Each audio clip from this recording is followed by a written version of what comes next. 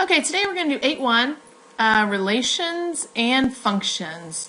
So as we start, actually let me get my pencil ready. So you should be able to follow along on your notes and fill in. Since you don't have to use your notebook, you can use the paper I gave you. So a blank is a set of ordered pairs. A relation is a set of ordered pairs. You can write the data from a table as a relation. So for example, if we had a little table over here and it was 25 on this side, 133 on this side, 22 on this side, 116, 21, and 148. It doesn't matter what we're talking about. If you have a table, you can write it as a relation. Okay, so all I've done is I've taken these values right here and put them as your first 25, 22, 21, and then I took these over here and put them as 133, 26, this should be 216, and 148. Okay, so the first coordinates are called your domain. They are your x values. This is very important. The second coordinates are the range or the y values.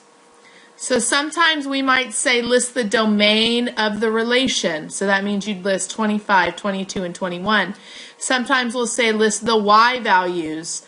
Then you'd list 33, 216, 148. Just depends on how it's being asked, okay? But they're the same thing. Domain and x, range and y are the same, so make sure and write that down.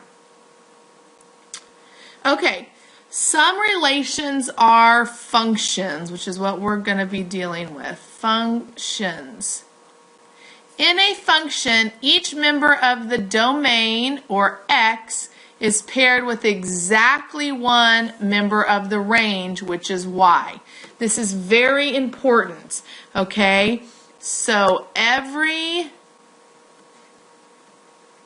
how do I want to say this? Every x value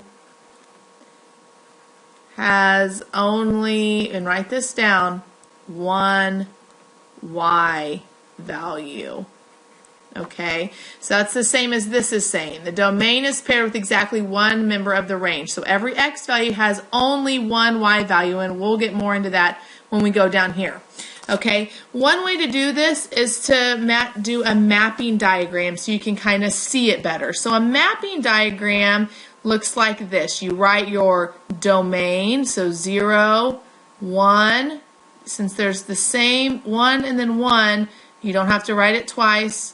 Whoops. Gosh, I hate it when I do that. I'm sorry. Let's see if I can fix that real quick.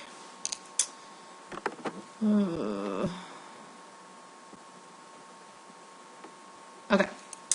So you don't have to write the 1 twice, and then there's a 2 here, and you just kind of make an oval around them. And then you make your range, which is 1, 2, 3, 4. Your range, remember, is your second, or your y's. Okay, and so this is what it means. Yes, you have to know what this is. So the 0 goes to the 1, because we knew that from right here. The 1 goes to the 2 and to the 3. See how we have 2 1s there? And then the 2 goes to the 4. Okay, so since we have one x value that goes to 2 different y values, this is not a function. Okay? Only this 1 needs to go to the 2, and then there needed to be another number here to go to the 3. So this is not a function. Okay, and another way to look at it is just to see, are any of our x values the same? If they are, then it is not a function. If we go over here and write them, 0, 1, 2, 3, we pretty much know right away this is a function because none of these are doubled. Okay, and then this could go 1, 2, And then there's another 2, so you don't have to write it again, and 4. Now, it's okay if your y values are doubled. That is okay. So 0 to 1, 1 to 2, 2 to 2, and 3 to 4. This is a function. It's okay if the y values are doubled, if there's 2 of the same y value, but there can't be 2 of the same x value, and we'll show it on a map or on a graph here in just a second. Okay? Functions can model everyday situations when one quantity depends on another. Now, this is probably the most confusing part of the section. Okay, so basically what it's saying, let's read the example. Is the time needed to cook a turkey a function of the weight of the turkey? So what that means is the time needed to cook a turkey dependent on the weight of the turkey? And if you've ever cooked a turkey or been around someone that cooks turkey, it is. You're supposed to do like an hour for every 5 pounds or so. I don't know what the rule is, but you have to do so much for every pound. So yes, this is a function. Now, if they'd asked it the other way around, is the weight of the turkey dependent on the time needed to cook? That would not be a function. Okay, you already have bought your turkey. Okay, so there's a few of these in your book, and we'll just kind of talk about them. Those get to be confusing, but basically, is the second thing dependent on the first thing? Is the easiest way to think about that.